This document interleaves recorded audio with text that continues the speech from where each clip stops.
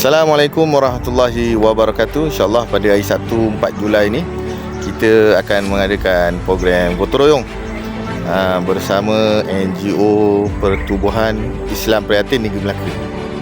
InsyaAllah kita akan bantu Puan Rojila ni lah, yang dah kehilangan kaki dan sekarang ni meniaga lah di kedai beliau di sini.